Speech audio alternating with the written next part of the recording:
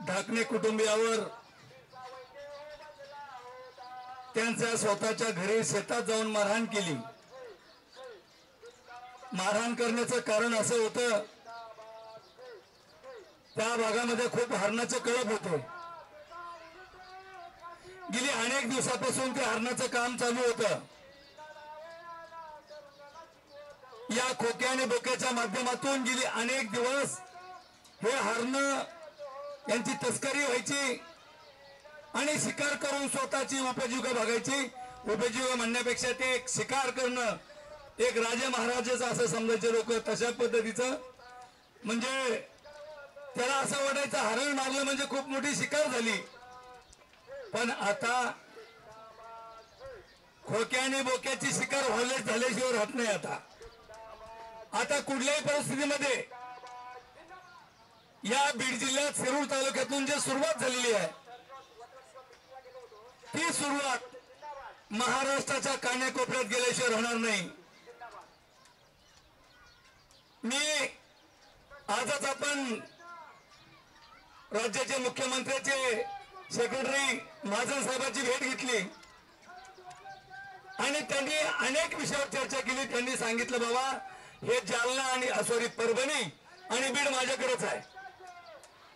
आम्ही त्यांच्याकडे SIT स्थापन झाली पाहिजे, त्या अधिकाऱ्याला तपास वाढायला पाहिजे, त्याची तिथून बदली झाली पाहिजे, अशा प्रमुख मागण्या त्यांच्याकडे केलेल्या आहेत आणि त्यांना निवेदन दिलेलं आहे।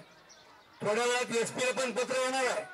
आता काय SP ला पत्र येतं ते माहित नाही, परंतु तपास जलद गतीने झाला पाहिजे। जे खरं आहे ते झालं पाहिजे। जोपर्यंत SIT करता तपास जात नाही तोपर्यंत आष्टीचा आमदार कोणताही PI आला, कोणताही DYSP आला, कुणी आलं तरी त्यांच्यासारखं केल्याशिवाय ते राहणार नाहीत। त्याच्यामुळे खरं जर तपास करायचा असेल तर SIT कर तपास केला पाहिजे आणि संबंधित PI ची बदली झाली पाहिजे। मला एका मित्राने सांगितलं काल, त्या खोक्याचं म्हणजे PCR मागितलेलं असताना सुद्धा आयोग कोर्टात जात नाही। आयोग कोर्टात जात नाहीये। म्हणजे हे सगळं होत असताना अशा प्रकारचा अन्याय जर आपल्यावर होत असेल, आपण किती दिवस सहन करायचा, हा सगळ्यात महत्वाचा विषय। आता बांधवांनो 2 दिवस झालं अनेक लोक, अनेक बहुजन समाजातली, OBC समाजातली अनेक नेते मंडळी आपल्याला भेटून गेलेली आहे। आज आपण हे आंदोलन स्थगित करणार आहे, सगळ्याच्या साक्षी बरोबर मावली, परंतु स्थगित करून जमणार नाही। येणाऱ्या काळामध्ये आपल्याला बीड या ठिकाणी ताकदीने एखादा मोर्चा काढावा लागेल। त्या ज्या अधिकाऱ्याला भेटलो त्या अधिकाऱ्यांसोबत सांगितलं की ही चळवळ थांबवून जमणार नाही। जर त्या कुटुंबाला न्याय द्यायचा असेल, तुम्हाला जे करायचं असेल, ह्या सगळ्या गोष्टी करायच्या असल्या तर हे बंद करून चालणार नाही, हे चालू ठेवावं लागेल। आणि बीड मध्ये एक व्यापक मोर्चा, 1-2-5 लाख लोकांचा मोर्चा काढल्याशिवाय जमणार नाही। या उपोषण करून यांनी प्रश्न मिटत नाहीये। तुम्हाला सगळ्यांना जर खरं न्याय द्यायचा असेल, गेली अनेक दिवसापासून समाजावर कसल्या प्रकारचा अन्याय केला जातोय हे तुम्ही सगळे बघताय सगळेजण। आज देवेंद्र फडणवीसनी घोषणा केली, धनंजय मुंडे साहेब तर राजीनामा घेतला। का घेतला? त्यांनी एकच सांगितलं की जर या गुन्ह्यामध्ये धनंजय मुंडे साहेबांची कुठेही चूक असेल तर 100% आम्ही त्यांना या गुन्ह्यात घेणार। अरे ज्यांनी गुन्हे केले, जे गुन्हे सोबत केलेत आणि म्हणजे गुन्हे सोबत करून सुद्धा ज्याला सोबत आहे त्याला सोबत गुन्ह्यात घेणार आणि धनंजय मुंडे साहेबांना सांगतो गुन्ह्यात घ्या। अरे त्यांचे काय?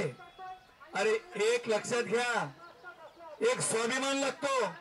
ज्यावेळी संतोष भैया देशमुखचा खून झाला त्यावेळी धनंजय मुंडेंनी सांगितलं जे कोणी आरोपी असतील त्याला फाशी झाली पाहिजे। हा त्या नेत्याचं, त्या माणसाचं वक्तव्य आहे। सुरेश धस तुमच्या सोबत काम करणारा माणूस, अरे वन विभागाने घर जाळलं, त्यांचं समर्थन करायला तुम्ही गेलात. विचार करा. अरे ज्यांनी अनेकाचे संसार उद्ध्वस्त केले त्याचं तुम्ही समर्थन करायला गेलात. हा, तुम्ही असं म्हणलात याला शिक्षा झाली पाहिजे, याला गुन्ह्यात घेतलं पाहिजे, याला मोकागा लागला पाहिजे. का हो? त्यांनी गुन्हे नाही केले, त्यांनी गुन्हे केले ना, त्याच्यावर सुद्धा मोकागा लागला पाहिजे. आताच काल त्या भोसले काही आष्टी तालुक्यातल्या भोसल्यावर गुन्हे दाखल झाले मोकागाचे, याच्यावर सुद्धा मोकागा लागला पाहिजे. आणि एक मित्रांनो, तुम्हाला सगळ्यांना माझी विनंती आहे, खास करून महाराष्ट्रातल्या समाज बांधवांना विनंती करतो, हात जोडून, बाबू हे आम्ही इथं आंदोलन करतो म्हणजे आमचा काही प्रपंच उभा करायला आलो नाही. समाजातल्या कोणत्याही कुटुंबावर अन्याय होतोय त्या ठिकाणी जाऊन त्या ठिकाणी त्या कुटुंबाला न्याय देण्याचं काम आम्ही करतोय. सोबत मुंडे साहेब, धनराज, सगळे ही जी चळवळीतली मंडळी आहे, हे सगळेजण या स्वतःच्या प्रत्येकाच्या कुठेतरी या समाजातल्या कुटुंब अन्याय होतोय म्हणून हे लोक रस्त्यावर उतरतात. पण जे समाजातली काही मंडळी आहे, भावांनो, आज ढाकणे कुटुंब अन्याय झालाय, उद्या तुमच्यावर होणार आहे. मग त्यावेळी तुम्हाला मदत कोण करणार आहे? आज तुम्हाला जर कळत नसेल या समाजामधल्या एवढ्या मोठ्या गोष्टी झाल्या तरी तुम्ही शांत एसी लावता आणि म्हणजे जिम करता. जिम लाभार्थी लोक, मला खूप लोक कालच्या पासून 100-200 लोक भेटले, त्यांनी सांगितलं साहेब लाभार्थी कुठे? मला कळलंच नाही लाभार्थी कोण आहेत. लाभार्थी कोणाला म्हणायचं मला कळलंच नाही, कारण आम्ही काय कोणाचे लाभार्थी नाही भाऊ. मी 1 रुपया सुद्धा कोणाच्या नावावर कमवलं नाही, 1 रुपया सुद्धा. तर लाभार्थी काय असतं मला माहित नाही, पण सगळ्यांचं मत आहे लाभार्थी कुठे आहेत, लाभार्थी कुठे आहेत. त्या लाभार्थीला पण आवाहन करतो, आता येणाऱ्या बीडच्या मोर्चामध्ये लाभार्थीनं तुम्हाला यावं लागेल, दानमान धन नेत्यात उतरावं लागेल, नाही तर येणाऱ्या काळामध्ये आम्ही लाभार्थीच्या सुद्धा मागे लागू. आता जे काय होईल ते होईल.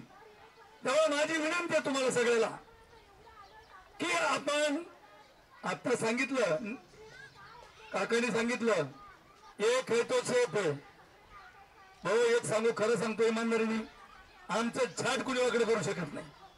काय गरज पडली आम्हाला सगळे कुठे करायची? अरे 3 दिवस झाले, मंडप लाव, स्टेज लाव, हे लाव, पाणी आण, चहा पाच. हा, हे काय चाललंय? काय करायला सगळं करायचं? समाजातल्या लोकांना गरज नाही. कधी कधी असं वाटतं या त्यांच्या पण चुका नाहीत, त्यांच्या पण चुका नाहीत, समाजाच्या पण चुका नाहीत. समाजाच्या पण लक्षात द्यायला लागलं की नाही आता काय करावं. महाराष्ट्रातल्या तमाम समाजामधल्या आणि ओबीसी बांधवाच्या नेत्यांना मी विनंती करतो, जो बीडचा मोर्चा आहे त्या मोर्चाला तुम्ही सगळ्यांनी ताकद दिली पाहिजे. ओपन सांगायला मला माहिती आहे, याच्याला व्हिडिओ होणार, कट होणार, जोडणार, याला पाठवणार, त्याला पाठवणार, कोणाला पाठवा, ज्याला पाठवाय त्याला पाठवा, परंतु बीडचा मोर्चा किमान 5 लाख लोकांचा मोर्चा आपण काढला पाहिजे, ही माझी तुम्हाला कळकळीची विनंती आहे. हे माऊली झालं सरगुडे, हे बिचारे झटकेत रात दिवस. आणि त्या बीड मध्ये ज्या ज्या वेळी सामाजिक काही समाजाच्या घटना घडतात, रातचं जा दिवसा जा, ए कोणाचा पोलिसांना फोन आला का, अरे माऊली अविनाश कुठे, त्या तिकडे बसलं की यांना आम्हाला फोन करावं लागतात. कारण धारामध्ये घटना घडली, एका मुलीवर अत्याचार केला गेला. मी माऊलीला सांगितलं, माऊली तिथे जा बरं पोलिसांना. 3 तास त्या पोलिसांना एसपी ऑफिसला जाऊन बसले. अरे काय चाललंय, आम्ही काय उत्तर घेतलं? ज्यावेळी तुमच्यावर अन्याय होतो त्यावेळी बरी कळतं फोन करायचा. आमचे तुमच्याकडून काहीच अपेक्षा नाही. आम्ही म्हणत नाही तुम्ही या कार्यक्रमासाठी 1000 रुपये द्या, तर तुमचं स्वतःचं योगदान तुम्ही स्वतः येऊ नये. अरे या आता ह्या या उपोषणाला जे लोक आले ना, एकाकडे 5-5 गाड्या, एकाकडे 5-5 गाड्या, पण 5 जण एकच गाडीत आले. कसं आंदोलन भाऊ, कसं आहे सांगा बरं. 5 जण एका गाडीत, एकाकडे 5-5 गाड्या आणि 5 जण एकाच गाडीत आले.